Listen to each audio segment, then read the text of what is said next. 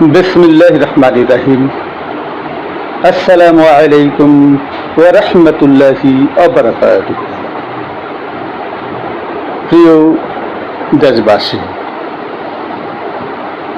কখনো কি শুনেছেন একটি নীরব শিশুর কান্নার শব্দ? কখনো কি দেখেছেন ভয়ে কাঁপতে থাকা দুটি নিষ্পাপ চোখ, যা চোখে থাকার কথা ছিল স্বপ্নের রংধনু, যেখানে আজ জমেছে আতঙ্কের কালো মেঘ? যে পৃথিবীর শিশুদের জন্য হওয়ার কথা ছিল ভালোবাসা ও নিরাপত্তার আশ্রয়, সেই বুকেই আজ খুন, গুম, হত্যা, দর্শন ও নির্যাতনের বিভীষিকা তাদের শৈশবকে রক্তাক্ত করছে। আজ আমি কোনো রাজনৈতিক ভাষণ দিতে আসিনি, আমি এসেছি বিবেকে জাগিয়ে তুলতে।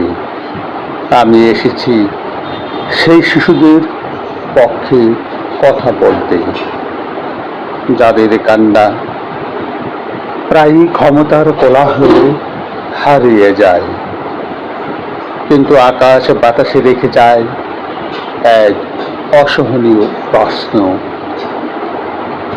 আমরা কেমন সমাজ গড়ছি?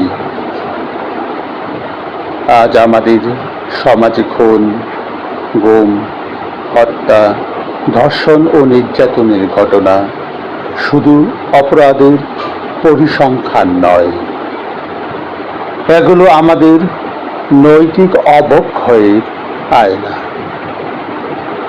যখন একটি শিশু নির্যাতিত হয়, তখন শুধু একটি পরিবার নয়, পুরো জাতির মাথায় লজ্জায় নত হয়ে আসে, নত হয়ে যায়।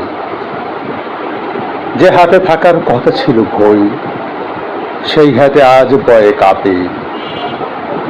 যে কণ্ঠে থাকার কথা ছিল হাসি, সেখানে আজ কান্নার সুর। মানবতা, নৈতিকতা এবং বিবেক যখন দুর্বল হয়ে পড়ে, তখনই সমাজে অন্ধকার শক্তির উত্থান ঘটে। তাই আসুন আমরা নীরব না থাকি, অন্যায়ের বিরুদ্ধে প্রতিবাদ করি, মানবিক মূল্যবোধকে জাগ্রত করি এবং প্রতিটি শিশুর নিরাপদ ভবিষ্যৎ নিশ্চিত করতে ঐক্যবদ্ধ হই। মনে রাখবেন, একটু শিশুর অশ্রু কখনো মাটিতে ঝরে পড়ে না, তা ইতিহাসের পাতায় প্রশ্ন হয়ে লেখা থাকে।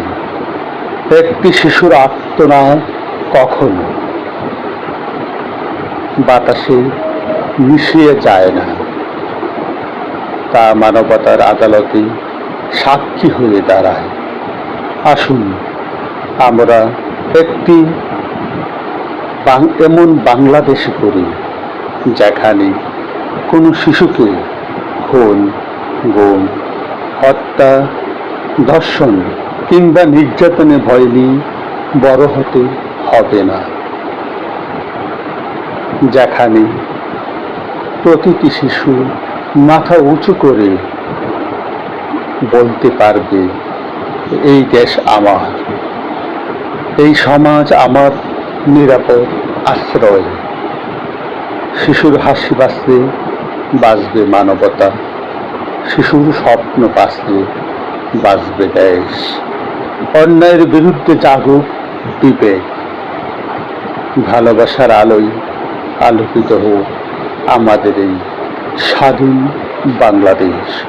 সকলকে ধন্যবাদ। আসসালামু আলাইকুম ওয়া রাহমাতুল্লাহি ওয়া বারাকাতুহু।